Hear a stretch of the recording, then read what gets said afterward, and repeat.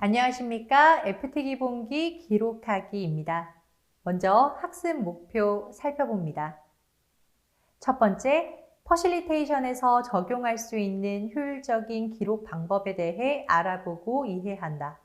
두 번째, 다양한 기록 스킬에 대해 알아보고 이해한다 입니다. 오늘은 퍼실리테이션에서 효율적인 기록 방법에 대해 알아보려고 합니다. 그 전에 먼저 이 두 개의 메모를 보여드리려고 하는데요. 두 메모 다 내용은 같습니다. 퍼실리테이션에서의 기록은 매우 중요하다라는 내용인데요. 어떤 메모가 더 잘 보이나요? 당연히 오른쪽이죠. 두말하면 입 아파요 하는 분도 계실 것 같은데요. 자세히 들여다볼까요? 왼쪽에 보이는 메모는 글자 크기가 아주 작죠. 한쪽 방향으로 모아져 있기도 하고요. 뭔가 이 의견을 낸 참여자는 소극적인 성향일까라는 생각이 들기도 합니다. 반대로 오른쪽에 있는 메모를 살펴보겠습니다. 같은 내용을 작성했지만 멀리서도 잘 볼 수 있을 정도로 글자 크기가 크고요. 또 진하고 굵은 글자체를 사용했다는 게 눈에 띕니다. 이 의견을 낸 참여자는 왼쪽의 내용을 기록해 놓은 참여자와는 상반된 적극적으로 본인의 의견을 제시하는 성향이 아닐까라는 생각이 들기도 하죠. 퍼실리테이션에서의 기록은 바로 이렇게 하면 됩니다. 잘 보이게 하는 기록이죠. 어떻게 기록하면 잘 할 수 있을까? 어떤 방법으로 기록하는 것이 효율적일까? 오늘 함께 알아보도록 하겠습니다. 먼저 퍼실리테이터가 잊지 말아야 할 기록의 원칙에 대해 알려드리겠습니다. 퍼실리테이터는 먼저 쓰고 그 다음에 논의해야 합니다. 왜냐하면 참여자가 말하는 것을 놓칠 수 있기 때문인데요.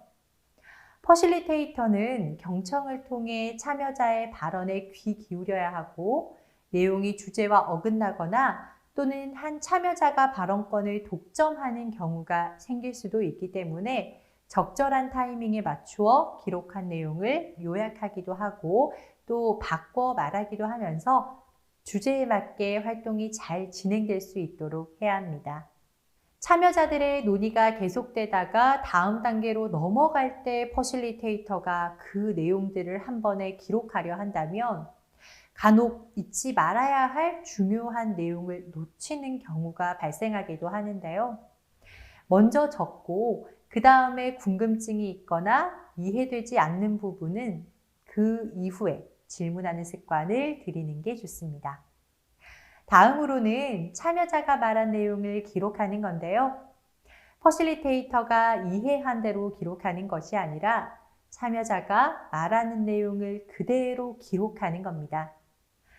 혹시 너무 길게 이야기하는 참여자가 있다면 요약해서 이야기한 후에 이 내용이 맞나요? 라고 확인하는 단계도 거쳐야 하고요.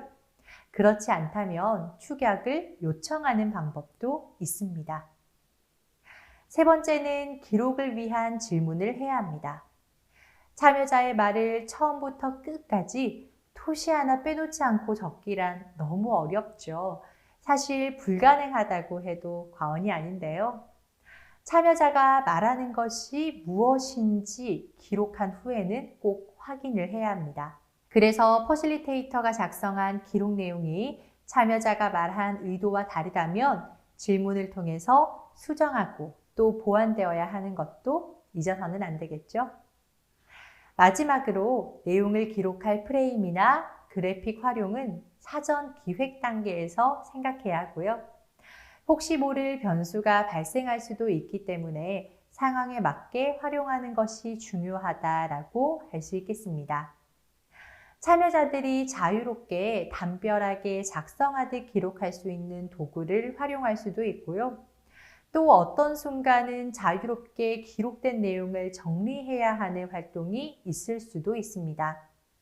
어떤 주제를 두고 어떻게 활동할 것인지에 대해 사전에 기획하면서 이 내용들을 기록할 프레임에 대해서도 미리 생각해 준비한다면 센스 있는 퍼실리테이터로서의 역량을 인정받으실 수 있을 겁니다.